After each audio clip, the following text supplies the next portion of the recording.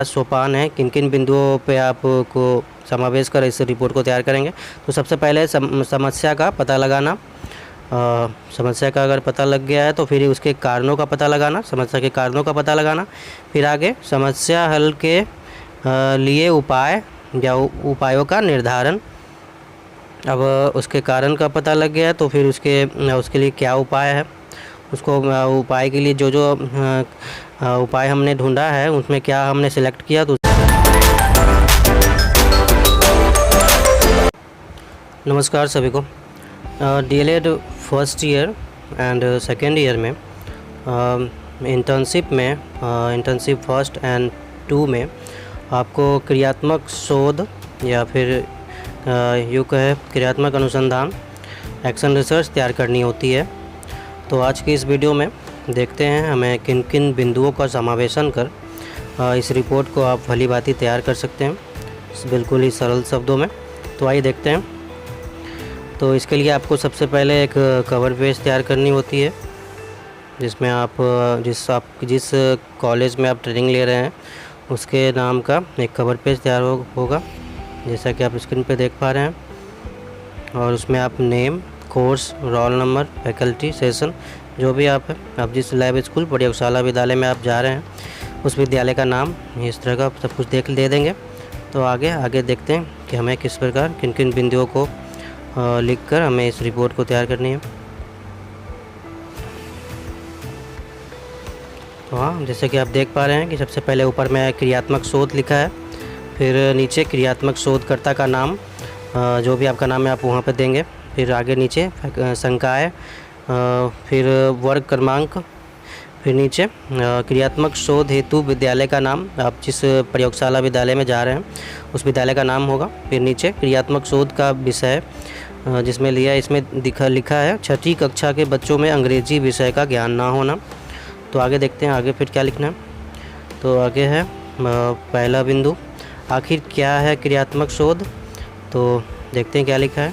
क्रियात्मक शोध वह प्रकरण है जिसके माध्यम से अध्यापक अपनी कक्षा शिक्षण में हो रहे अधिगम प्रक्रियाओं का आकलन करता है तथा उत्कृष्ट कक्षा शिक्षण प्रक्रियाओं का पता लगाता है। शिक्षक इस शोध के संबंध में नए सिद्धांत भी बनाते हैं आवश्यकता अनुसार। स्कूली शिक्षा के क्षेत्र में इस शोध का उद्देश्य या तो शिक्षकों द्वारा अपनी शिक्षण पद्धतियों में महत्वपूर्ण बदलाव लाना या सीखने में बच्चों की प्रतिभागिता को बढ़ावा देना होता है। शिक्षक एक शोधकर्ता के रूप में इन्हीं बातों का ध्यान में रखते हुए अक्सर अपनी कक्षाओं और स्कूल में शोध करते भी रहते हैं। शिक्षा जगत में शिक्षक शोधकर्ताओं ने क्रियात्मक शोध को अपने विशेष दृष्टिकोण, आगे देखते हैं, विशेष दृष्टिकोण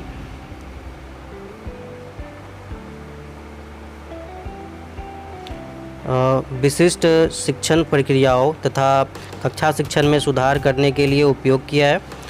फिर आगे देखते हैं आगे क्या लिखना है। अब क्रियात्मक शोध के क्या सोपान हैं, किन किन बिंदुओं पे आपको समावेश कर इस रिपोर्ट को तैयार करेंगे। तो सबसे पहले समस्या का पता लगाना। समस्या का अगर पता लग गया है तो फिर उसके कारणों का पता लगाना, समस्या के कारणों का पता लगाना। फिर आगे समस्या हल के लिए उपाय या उपायों का निर्धारण। अब उसके कारण का पता लग गया है तो फिर उसके लिए क्या उपाय है, उसको उपाय के लिए जो जो उपाय हमने ढूंढा है उसमें क्या हमने सेलेक्ट किया तो उसका निर्धारण। फिर आगे कार्य योजना को तैयार करना, उसके लिए अब हम एक प्रिपरेशन करनी होती है। फिर आगे वर्ग कक्ष में कार्य योजना को लागू करना, फिर हम वहाँ अप्लाई करेंगे क्लासरूम में। फिर आगे कार्य योजना का मूल्यांकन करना, फिर आगे आप एवेल्युएशन जो भी है वो आप कर देंगे इसमें। फिर आगे देखते हैं क्या है क्रियात्मक शोध के महत्व। तो क्रियात्मक शोध के महत्व में हम यह कह सकते हैं कि अगर यह शोध सफल होता है तो हमें किसी खास वर्ग कक्ष में पाठन और अधिगम की प्रक्रियाओं में आश्चर्यजनक बदलाव दिखती है, जो कि एक सुलझी हुई और योजनाबद्ध तरीके से संपन्न होती है। अब आगे देखते हैं सोपान, जो हमने ये जो बताया ये सोपान, अभी जितने भी इसमें पॉइंट्स हैं अब इसको डिस्कस करेंगे। तो आगे देखते हैं। तो सोपान है, इसमें पहला है समस्या का पता लगाना।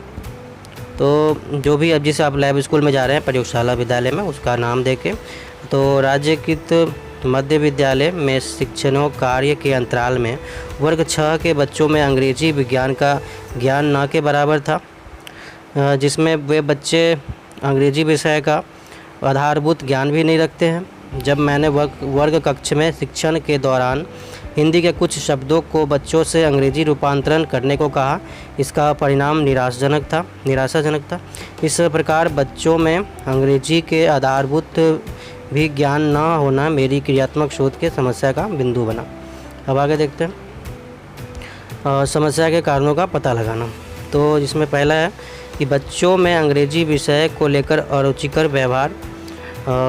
ऐसा कहा जाता है कि बिहार के बच्चों का अंग्रेजी कमज़ोर होता है। मैं इस बात का खंडन करता हूँ। बच्चे अंग्रेजी में रुचि इसलिए नहीं रखते हैं क्योंकि उन्हें वैसा माहौल नहीं दिया जाता है जिससे वे इस विषय से भय खाते हैं। अब आगे देखते हैं।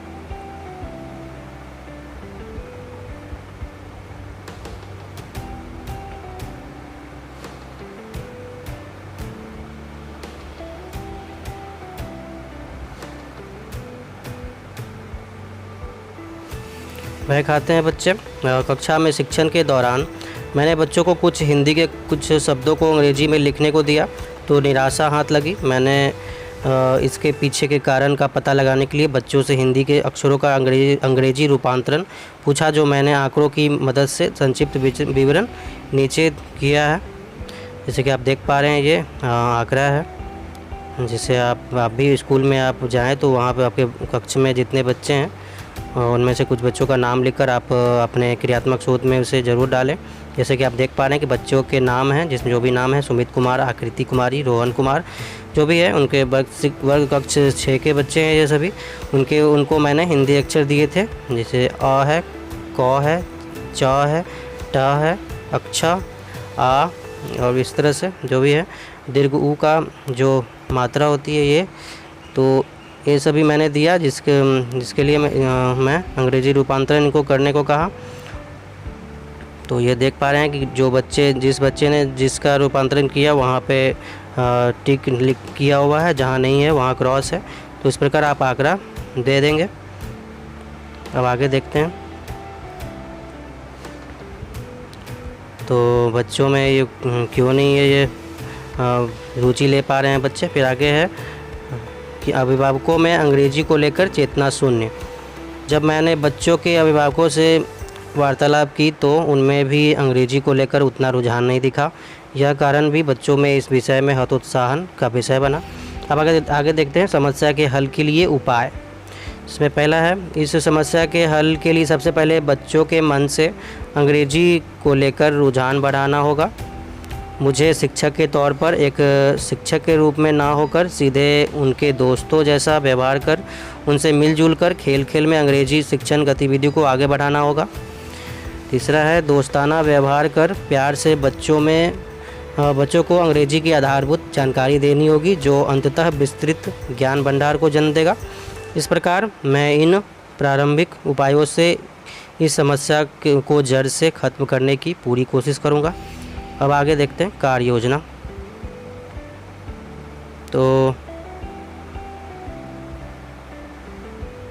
कार्य योजना तैयार करना, इसमें पहला है, प्रथम चरण में इस समस्या के हल के लिए अंग्रेजी की आधारभूत किताबों की ज़रूरत पड़ेगी बतौर उनके दोस्त के तौर पर। दूसरी सबसे बड़ी बात, मेरी सारी गतिविधियों में दोस्ताना भाषा शैली का इस्तेमाल किया जाएगा। अब आगे है कक्षा में कार्य योजना को लागू करना। तो आप कैसे इसे अप्लाई करेंगे वहाँ पे। तो इस योजना को लागू करने के लिए सबसे पहले मैं वर्ग कक्ष जाकर बच्चों के बीच दोस्तों की तरह बर्ताव किया, जिससे बच्चे आकर्षित हुए। फिर उनसे कहा कि आज हम लोग खेलेंगे। मैंने उनसे कहा कि मेरे हाथ में एक किताब है, इस किताब से कुछ ऐसी चीज़ बोर्ड पर लिखूंगा जो मुझे भी नहीं आती है, और मैं जो बोर्ड पर लिखूंगा देखता हूँ कौन सबसे पहले याद करके बतलाता है। अब आगे देखते हैं।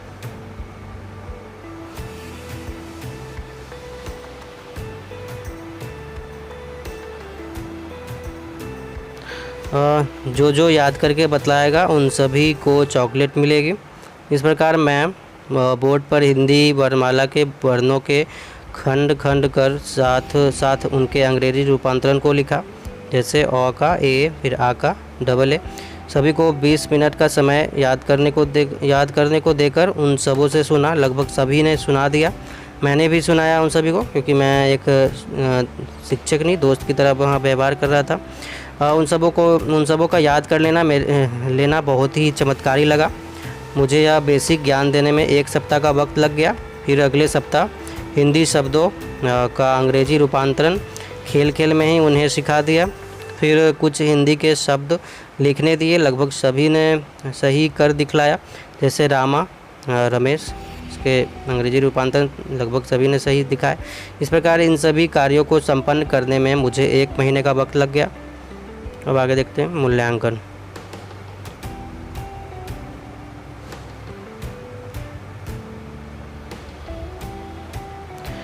मूल्यांकन में क्या है, तो इस कार्य योजना से बहुत ही सकारात्मक पहलू देखने को मिले। बच्चे जो अंग्रेजी से कोसों दूर भागते थे, आज उनका रुझान काफ़ी ज़्यादा बढ़ गया। अब मैं उन्हें अंग्रेजी के ग्रामर के साथ साथ ट्रांसलेशन भी धीरे धीरे सिखा रहा हूँ। कुछ बच्चे ज़्यादा कमज़ोर हैं, वे भी धीरे धीरे अंग्रेजी शिक्षा की मुख्य धारा में आ रहे हैं। अब सभी बच्चे अंग्रेजी पढ़ना लिखना जानते हैं और निरंतरता पूर्वक अपने ज्ञान को बढ़ा रहे हैं।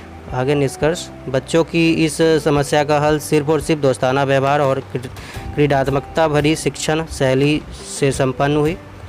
अब आगे नीचे में मेंटर का सिग्नेचर और हस्ताक्षर होगा, जो भी आपके लाइव स्कूल के मेंटर हैं ट्रेनिंग कॉलेज में, और जो भी रोटेशनल है उनका भी हो सकता है। तो फिर और इनके बगल में HM का हस्ताक्षर, जो भी आपके लाइव स्कूल के HM है उनका हस्ताक्षर होगा। तो इस प्रकार ये थी क्रियात्मक शोध लिखने की शैली। आशा करता हूँ आपके सारे डाउट्स क्लियर हो गए होंगे। कोई भी क्वेश्चंस हो, आप क्वेरी हो, तो आप कमेंट में पूछ सकते हैं। वीडियो देखने के लिए बहुत बहुत धन्यवाद।